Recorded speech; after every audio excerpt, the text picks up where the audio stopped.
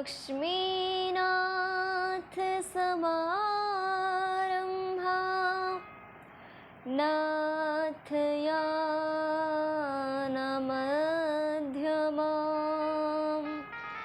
अस्मदाचार्यपर्यन्तां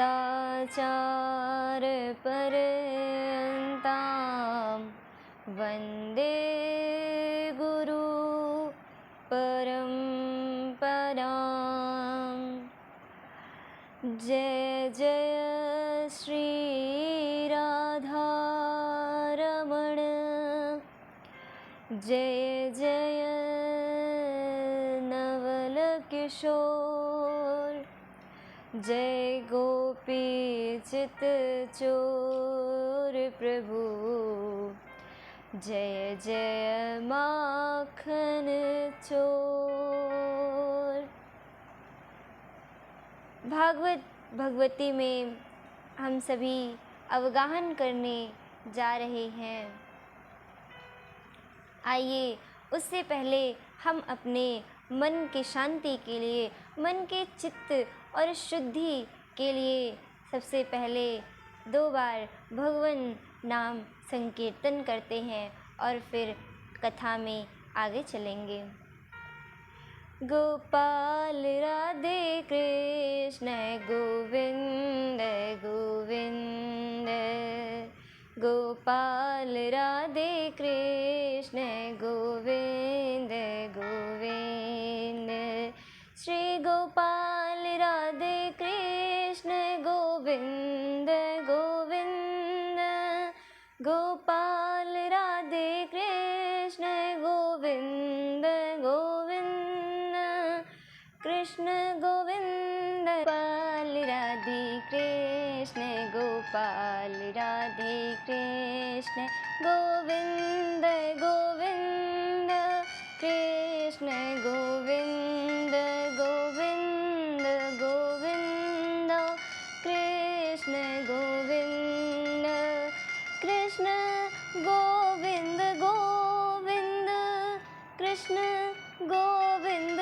गोविंद, कृष्ण गोविंद गोविंद, कृष्ण गोविंद गोविंद, कृष्ण गोविंद गोविंद गोविंद गोविंद, गोपाल राधे कृष्ण गोविंद गोविंद, गोपाल राधे कृष्ण गोविंद गोविंद, केशव गोविंद गोविंद, माधव गोविंद गोविंद, कृष्ण गोविंद गोविंद, कृष्ण गोविंद गोविंद, हे गोपाल राधे कृष्ण गोविंद गोविंद, हे गोपाल राधे कृष्ण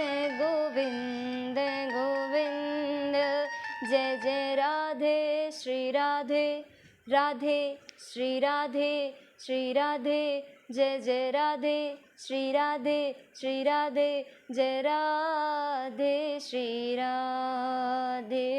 बरसाने वाली राधे श्री वृषभानु दुलारी की जय हो। राधे राधे श्री कृष्ण प्यारी श्री राधे राधे, वृंदावन बिहारी लाल की जय, श्री राधा रमण लाल की जय, श्री राधा वल्लभ लाल की जय, श्रीमद्भागवत पुराण की जय, श्री सुखदेव जी महाराज की जय, श्री परीक्षित जी महाराज की जय, 84 कोस ब्रजमंडल की जय, गोवर्धन नाथ गिरधारी की जय, जय गिरिराज धरण की जय, श्याम सुंदर श्री यमुने महारानी जी की जय, वृषभानु दुलारी की जय, बरसाने वारी की जय। जय जय श्री राधे, जय जय श्री राधे, द्वारिकाधीश की जय।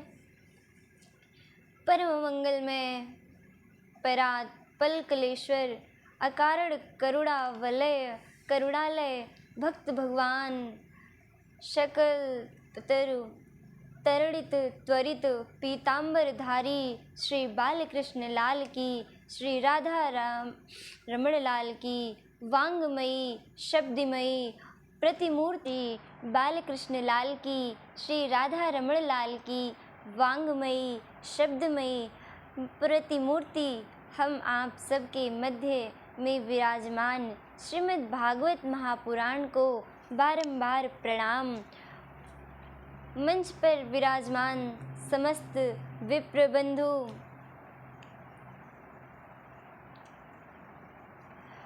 श्रीमद् भागवत जी के श्रृंगार के लिए संगीत स्वर लहरियों से हमारा साथ दे रहे समस्त गंधर्वजन और यहाँ जो भी उपस्थित भाई बंधु मातृशक्ति बालक मित्र सखा सबको जय जय श्री कृष्ण, जय सिया राम, जय श्रीमन नारायण, जय जय श्री राधे, जय श्री कृष्ण, जय सिया राम, जय जय श्रीमन नारायण, जय जय श्री राधे। ठाकुर जी की बड़ी कृपा है, यत्र तत्र सर्वत्र भगवत की कथा सुनाते हुए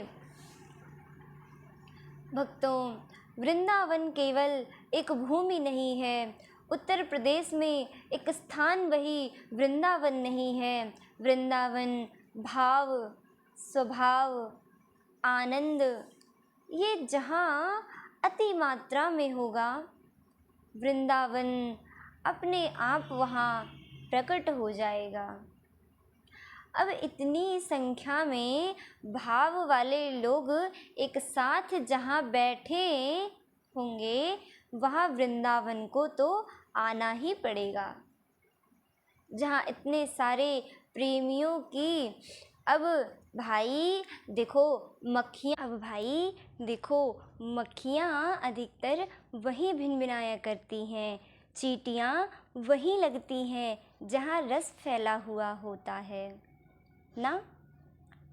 एक प्रकार से कह दिया जाए तो कोई अतिशयोक्ति नहीं है कि ये कोई जो रस फैला हुआ है वो हम आप चखने वाली मक्खियाँ हैं।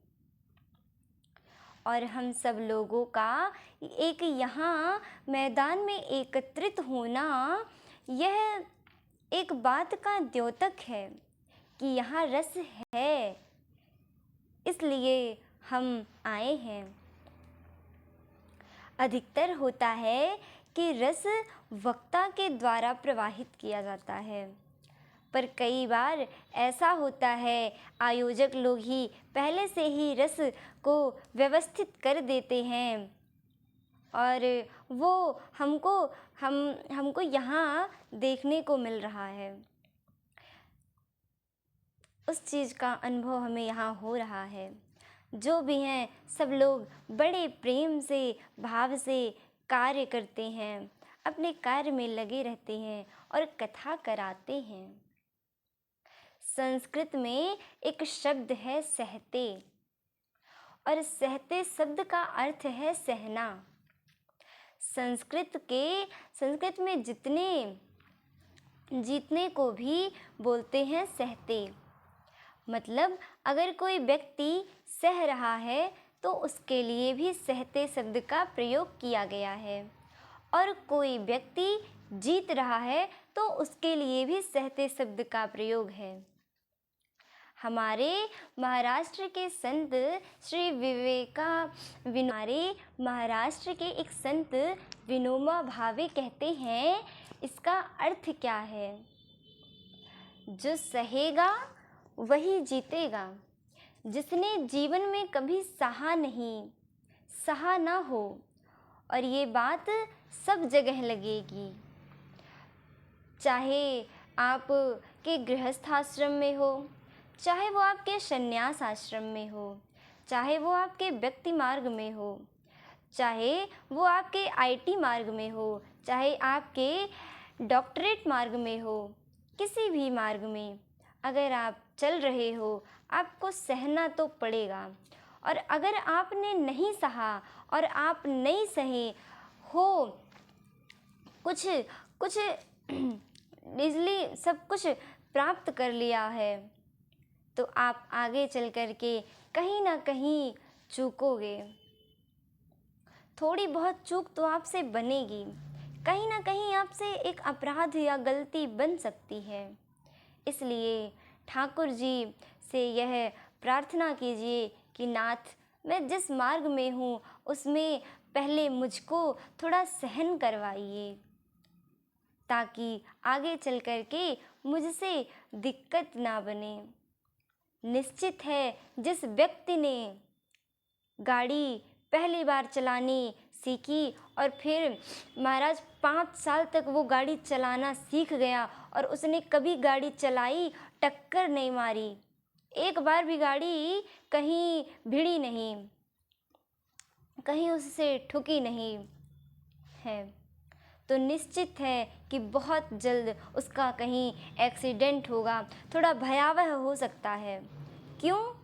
क्योंकि उसको गाड़ी के टक्कर होने का अंदाज़ा नहीं है।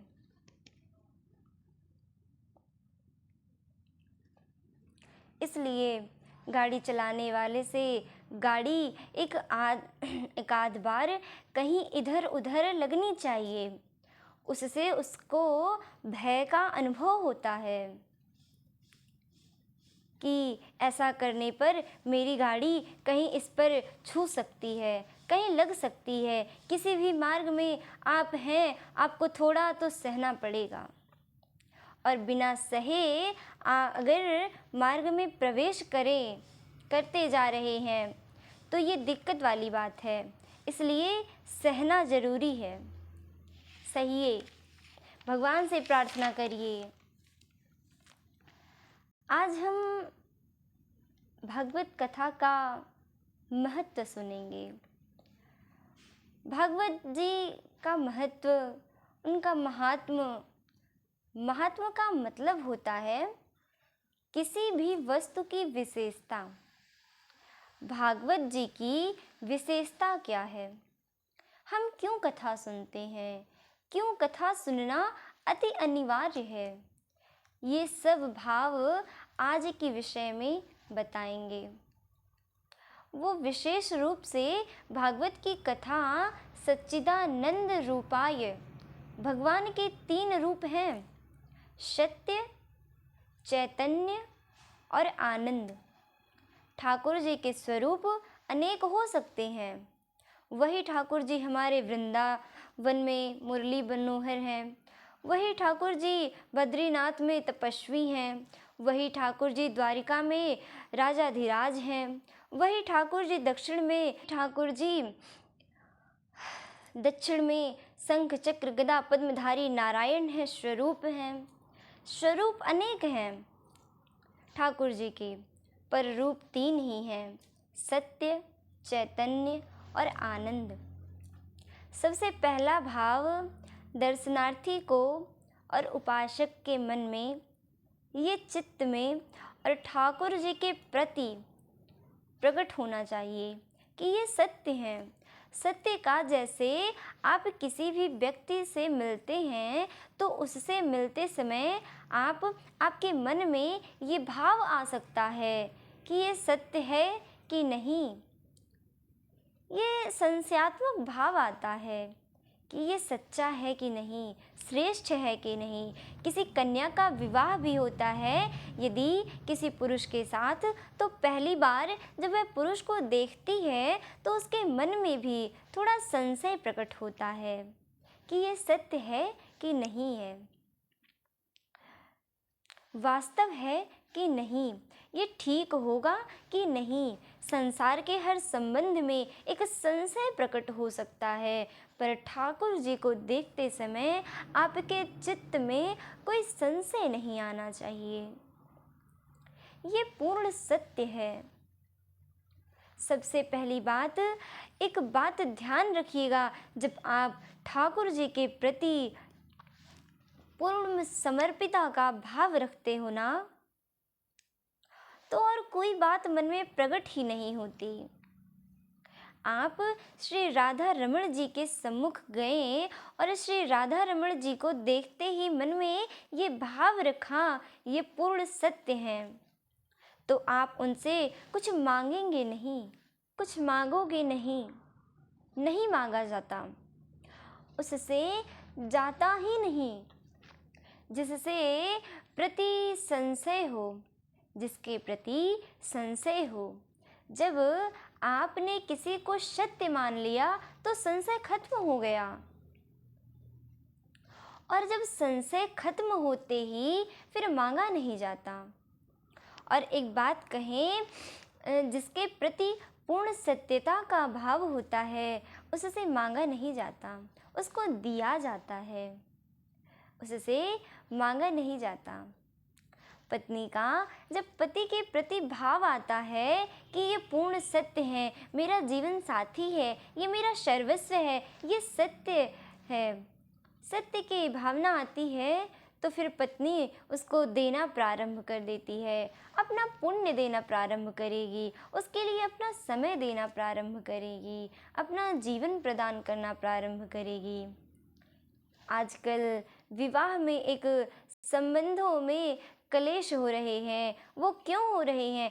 कहीं ना कहीं पति पत्नी को, पत्नी पति को अपना पूर्णता नहीं दिखा पाते। इसलिए पत्नी को भी लगती, इसके लिए अपना जीवन बर्बाद क्यों करूं, इसके लिए मैं अपना समय क्यों दूं, इसके लिए मैं अपना जीवन व्यर्थ क्यों करूं। और फिर वहीं से खटका, वहीं से खटास अलग कर देती है। दोनों को एक दूसरे के प्रति समर्पण आने लग जाता है। कब? सत्य के बाद। जब पूर्ण रूपेण सत्य का दर्शन होने लग जाता है तो फिर समर्पण की भावना प्रकट होती है। ठीक वैसे ही ठाकुर जी के प्रति जब तक आपका पूर्ण सत्य भाव नहीं है, आप मांगोगे, लेकिन जैसे ही आपका ठाकुर जी के प्रति पूर्ण सत्य का भाव प्रकट होगा, आप मांगोगे नहीं, ठाकुर जी को दोगे, स्वयं को देना प्रारंभ करोगे, न्यौछावर करना प्रारंभ कर दोगे, स्वयं को लुटाना प्रारंभ करोगे। फिर क्या होगा? अपना ज़्यादा से ज़्यादा समय ठाकुर जी को, अपने देह की ज़्यादा से ज़्यादा स्थितियाँ ठाकुर जी को, देह ठाकुर जी को सत्य मानिए। आप सत्य मानेंगे तभी उनके प्रति पूर्ण समर्पण होगा। ठाकुर जी का दूसरा स्वरूप है चैतन्य। हमारे ठाकुर जी जड़ नहीं है, चैतन्य है। वो चैतन्य है। चैतन्य का मतलब क्या होता है? जैसे मैं चैतन्य हूँ, मुझे थोड़ी गर्मी लगी तो पंखा लगा लिया। अगर मैं जड़ होती तो पंखा की आवश्यकता ही नहीं थी। चैतन्य वस्तु को एटमॉस्फेयर भी एक्सेप्ट करना पड़ता है, लेकिन जड़ को भी पटक दो। जड़ को, किसी पेड़ का जड़ है, अगर उसको आप पटक दो, कहीं भी रख दो, कहीं भी बैठा दो, उसको कोई एटमॉस्फेयर का कोई प्रभाव नहीं होता है उसके ऊपर। हम कई बार ठाकुर जी को जड़ मान लेते हैं। हमारे अंदर कई बार ठाकुर जी के प्रति जड़ भावना आ जाती है, इसलिए हम उनको कहीं भी बैठा देते हैं, कभी भी बैठा रख देते हैं, कहीं भी रख देते हैं, कभी भी कई घर में विवाह आदि होता है तो ठाकुर जी को ड्राई फ्रूट्स का भोग लगा देते हैं। ज़्यादा कुछ पवाते नहीं। क्यों? हमारे मन में भाव आता है कि ये जड़ हैं। कई बार कईयों के घर जाते हैं तो ठाकुर जी हमारे साथ रहते हैं। तो जैसे ही हम उनके साथ में एक बार श्रीमद् वल्लभाचार्य महाराज जी यमुना तट पर बैठे थे और एक व्यक्ति उनको प्रणाम करने के लिए आया। तो प्रणाम करने से पहले महाप्रभु वल्लभाचार्य जी ने इसको इशारा किया कि जाओ पहले यमुना स्नान करके आओ। तो यमुना स्नान करने से पहले उसने सोचा कि मेरे ठाकुर जी हैं, इनको भी नवा दूं। अब उसने क्यों किया?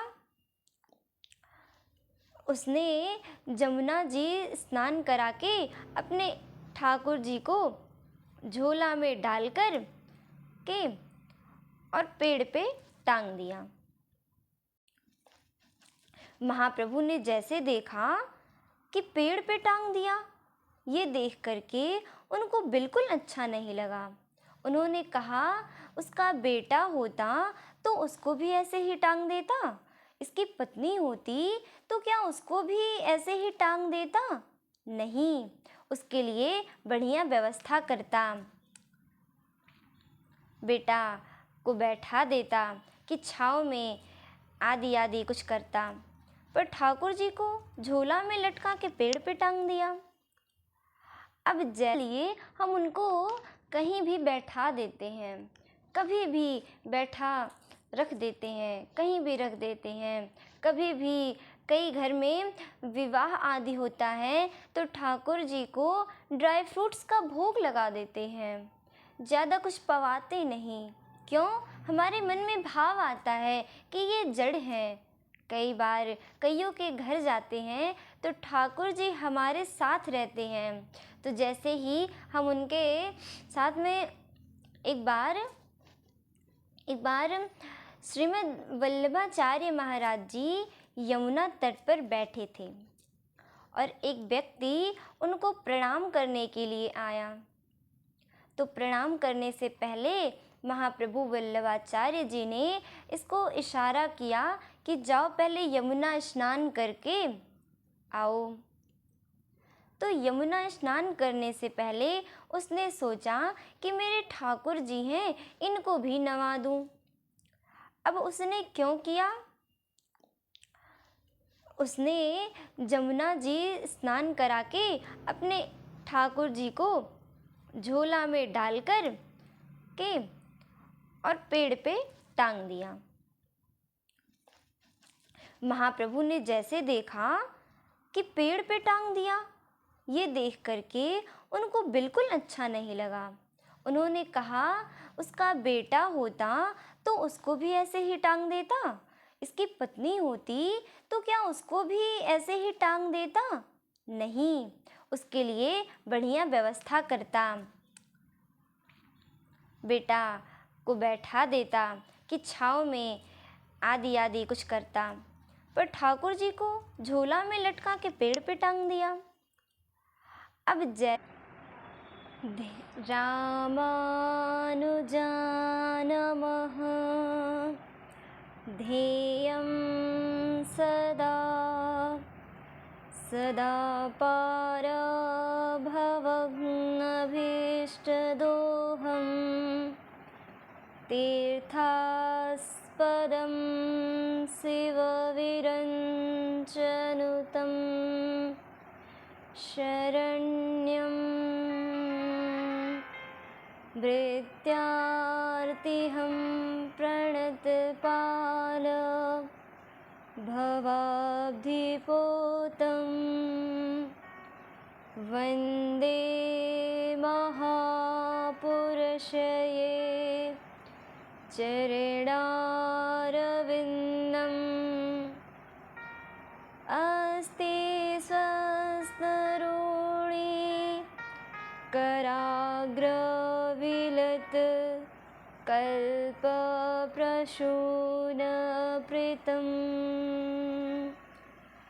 वस्तु प्रस्तुतनावर्णो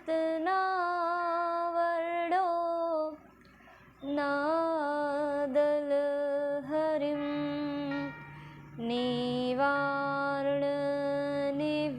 निवारणनिव्याकुलं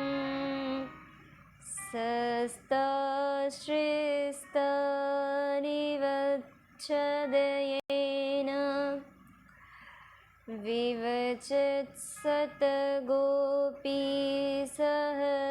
विवचत्सतगोपीसहस्रावृतं